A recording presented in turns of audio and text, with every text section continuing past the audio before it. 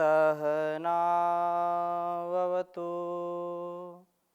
सहनौ भुनक्तु सह वीर्यं करवावहै तेजस्विनावधीतमस्तु मा विद्विषावहै।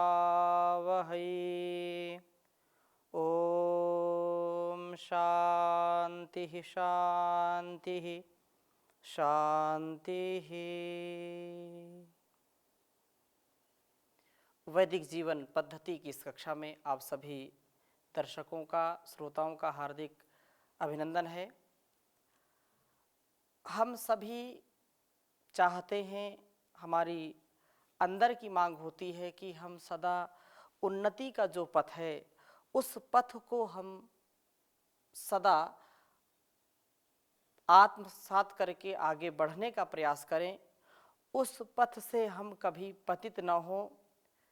सब एक ही स्वर में इस बात को स्वीकारते हैं कि जो दुख है, जो हमारे लिए कष्टकारी है, चाहे पशु पक्षी हो, चाहे कोई सी भी योनि हो, सभी जीव इस प्रकार से अपने जीवन को जीना चाहते हैं जहाँ पर उनको कष्ट का अनुभव ना हो।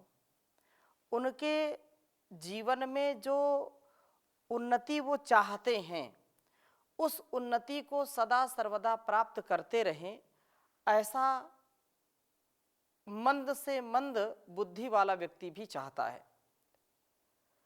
एक दृष्टि है कि जब हम कोई कार्य करते हैं तो उस कार्य का परिणाम, उस कार्य का, उस कर्म का परिणाम हमको भोगना पड़ता है।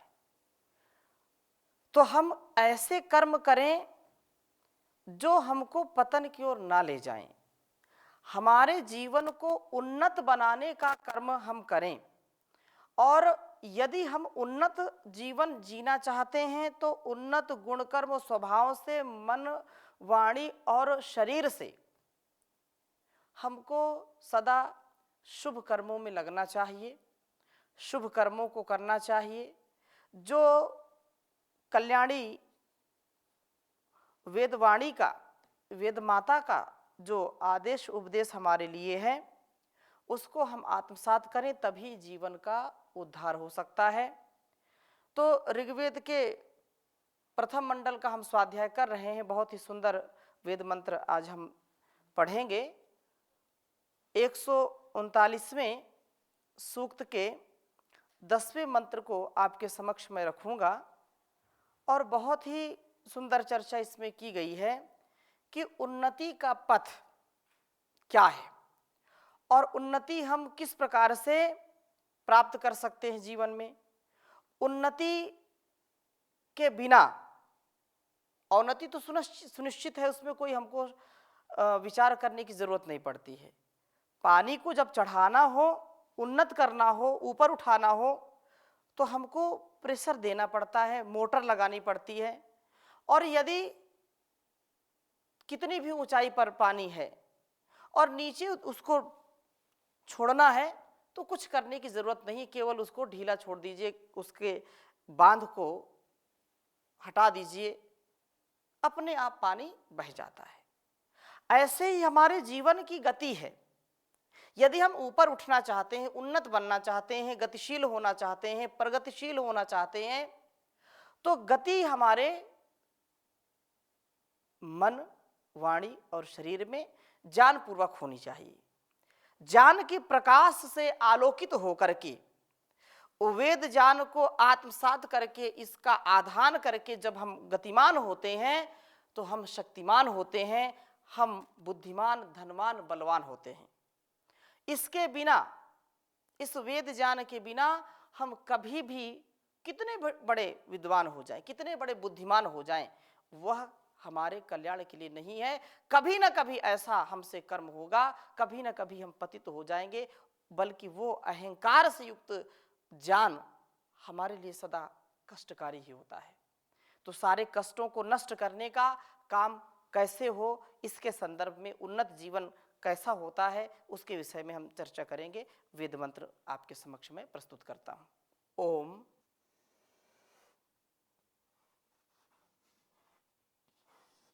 होता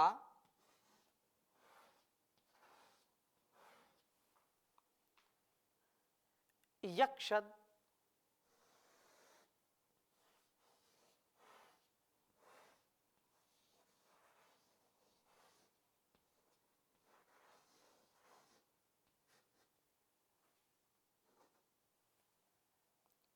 वनिनो वंतवार्यम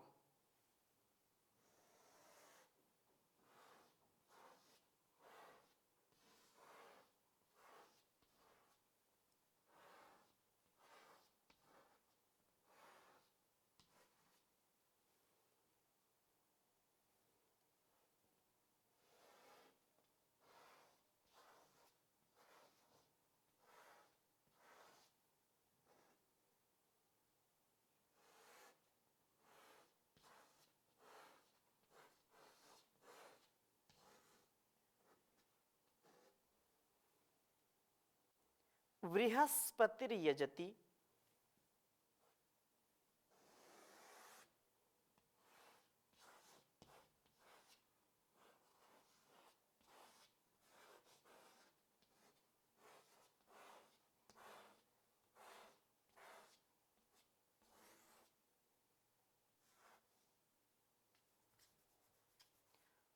बृहस्पतिर यजति।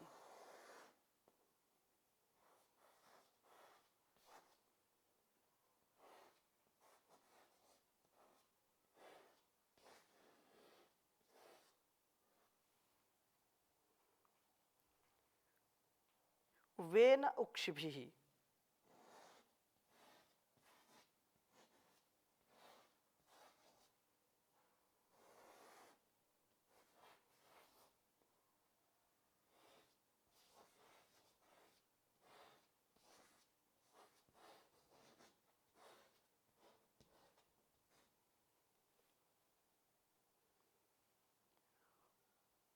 पुरोवारेभिरुक्षभिः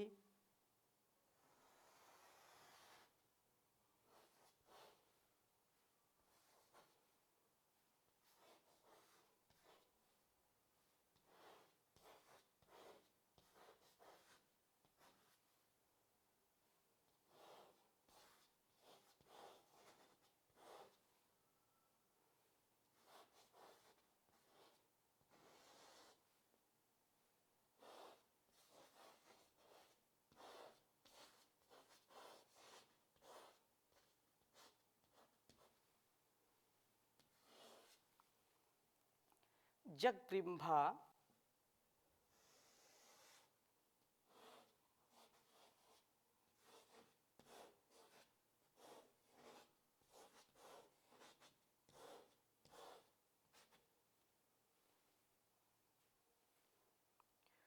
दूरा आदिशम दूर आदिशम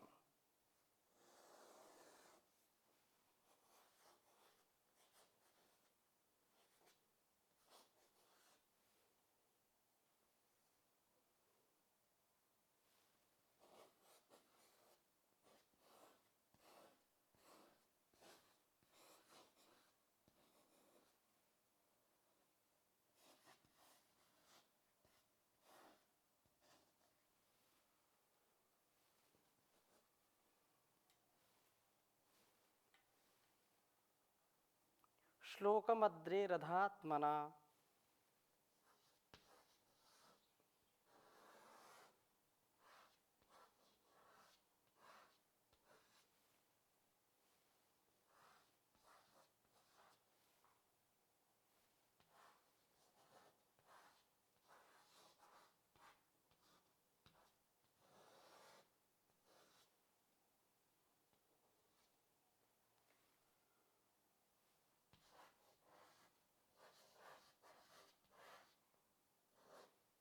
श्लोकमद्रे रथ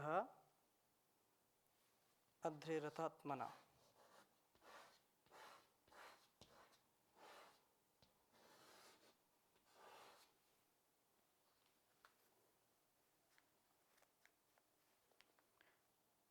अधारयद्धर रिंदानी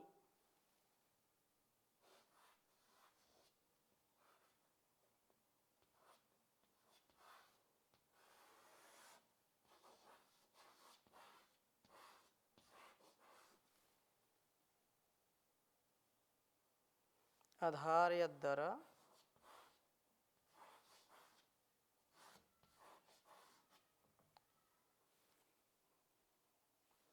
रिंदानी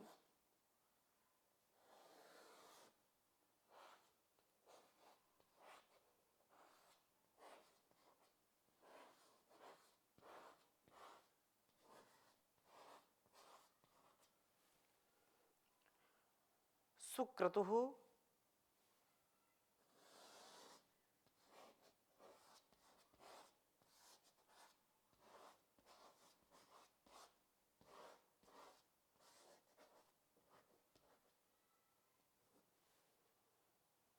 पुरु सद्मनि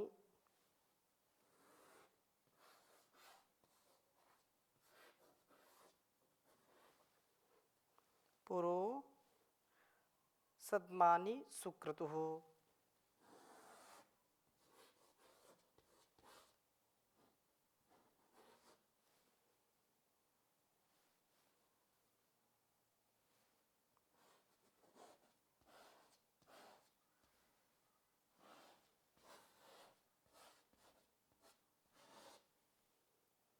रिंदानी सुक्रतुः पुरु सद्मानि सुक्रतुः।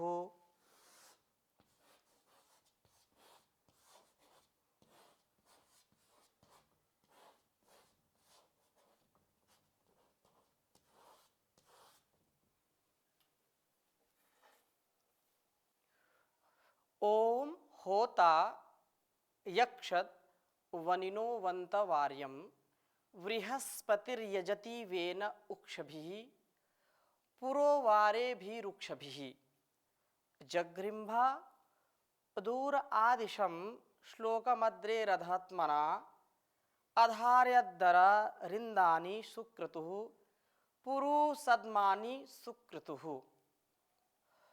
ओम होता यक्षदवनिनो वंतवार्यम बृहस्पतिर्यजति वेन उक्षभिः पुरुवारेभिरुक्षभिः जगृम्भादूर आदिशं श्लोकमद्रे रथात्मना अधारयद्धर रिंदानि सुक्रतुः पुरु सद्मानि सुक्रतुः। ओम होता यक्षदवनिनो वंतवार्यम बृहस्पतिर्यजति वेन उक्षभिः पुरुवारेभिरुक्षभिः जगृम्भादूर आदिशं श्लोकमद्रे रथात्मना अधार्यद्धर रिंदानि सुक्रतुः पुरु सद्मानि सुक्रतुः।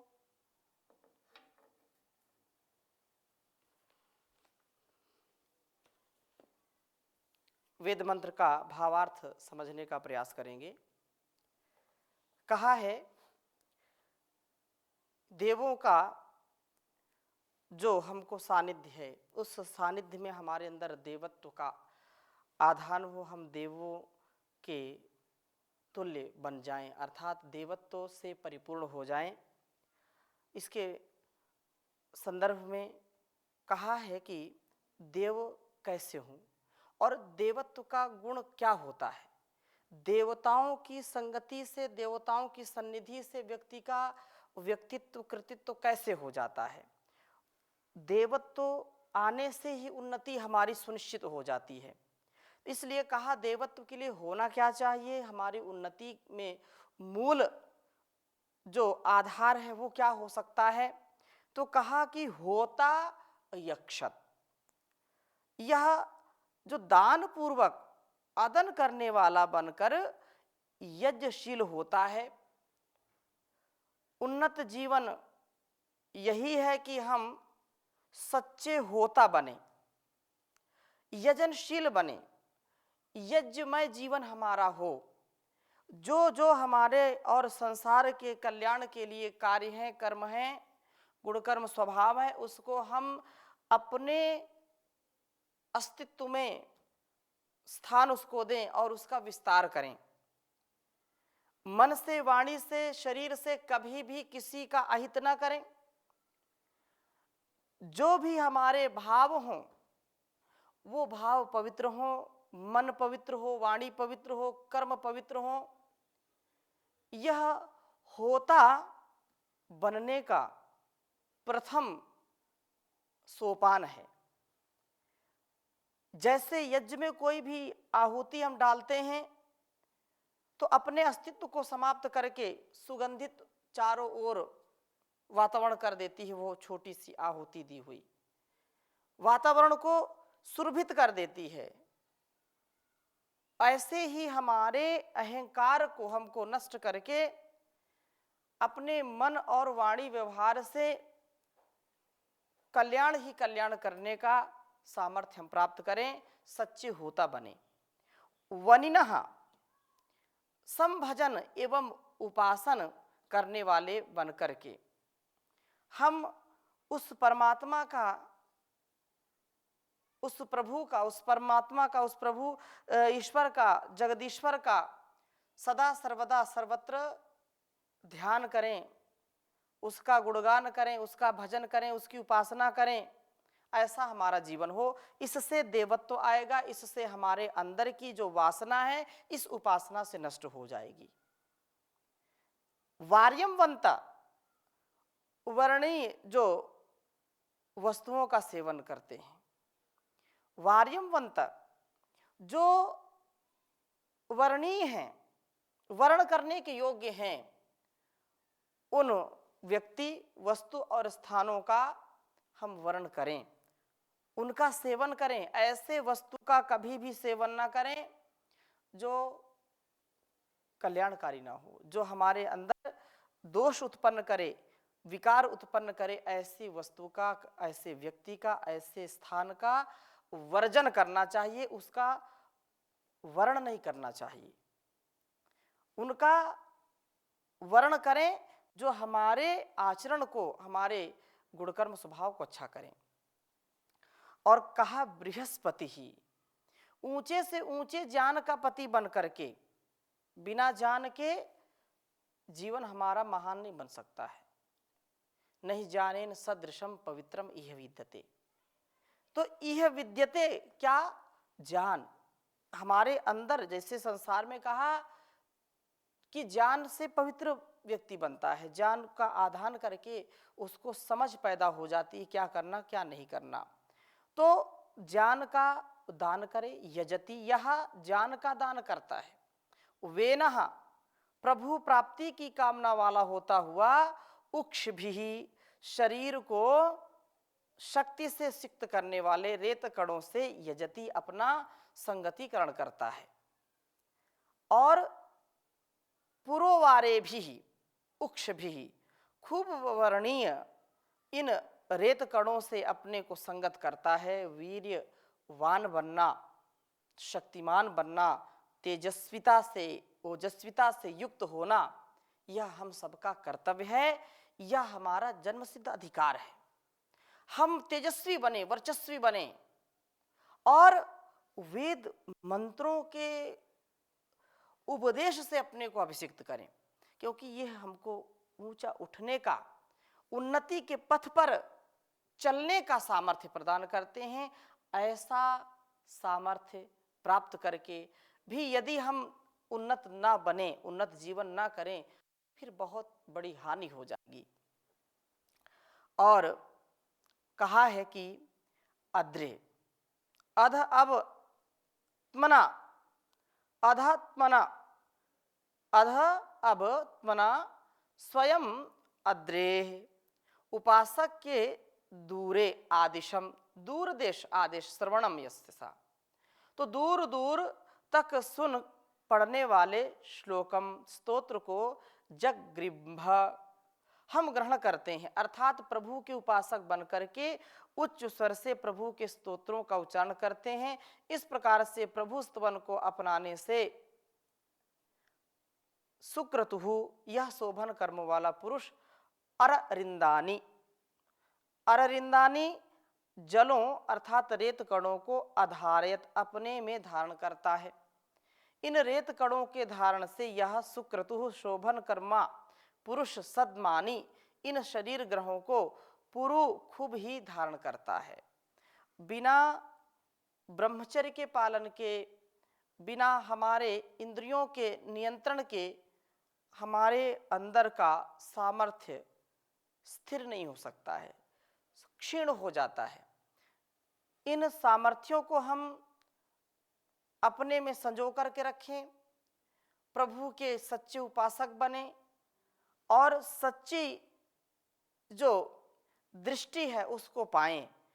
जो सच्ची दृष्टि से अपने जीवन को जीता है वह अपना भी और इस सृष्टि का भी कल्याण करता है। जिसकी कुदृष्टि है वो कभी भी उन्नत जीवन नहीं जी पाता है। तो उन्नत जीवन यही है कि हम सच्चे होता बने, पहली बात। दूसरी बात यह है कि वर्णीय वस्तुओं का वर्ण करें, ऐसे कोई भी पदार्थ को ना हम ग्रहण करें जो हमारे अंदर दोष उत्पन्न करता हो, हमारे अंदर विकार उत्पन्न करता हो, हमारे अच्छे सच्चे आचार विचार व्यवहार आहार को दूषित करता हो। ऐसी चीजों को कभी भी ग्रहण नहीं करना चाहिए। और तीसरी बात है कि उच्च ज्ञान को प्राप्त करें। ऊंचा, जितना ऊंचा ज्ञान होगा, जितना निर्मलता से हम ज्ञान को प्राप्त करेंगे, उतना उतना हमारे अंदर पावित्र्य आता जाएगा, हम उतने उतने पवित्र होते जाएंगे और हम उन्नति युक्त जीवन जिएंगे। चौथा, रेतः कणों का रक्षण करें, अर्थात हम ब्रह्मचर्य से युक्त होकर के अपने शरीर की ऊर्जा को अच्छे कामों में लगाएं, गलत कामों में ना लगाएं। जो हमारी संकीर्ण विचारधारा है उससे ऊपर उठ करके विशालतम जीवन, विशालतम विचार के साथ जीने का प्रयास करेंगे।